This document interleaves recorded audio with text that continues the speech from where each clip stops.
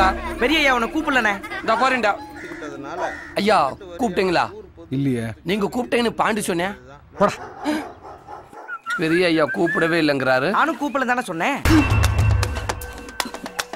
அதை ஏன்டா ஏன்ட்ட சொன்ன? ஒன்ன கூப்பிடலன்னா ஒன்ட்ட தானே சொல்ல முடியும்.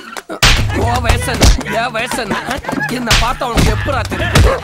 பெரிய ஐயா கூப்பிடல, பெருச்சாலி கூப்பிடல, தட்டு பெரிய சோறு சாப்பிட்டா என்ன விடாலும் பேசுவியா? என்ன பொண்ணையும் அடிப்பீங்க. அறிவு இருக்கா?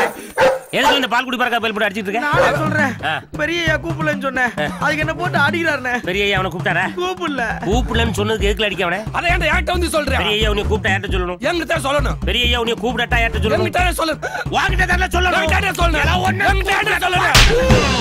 அறிவு கட்ட பயவுலியா இப்படி எப்ப பார்த்தாலும் அடிச்சுக்கிட்டு தொலைஞ்சிங்கன்னா இந்தியா எப்படி வல்லரசு ஆகும்? இந்தியா எப்படி வல்லரசு ஆகும்? பாகிஸ்தான்காரன் வந்து குண்டு போன தலை செய்வான்.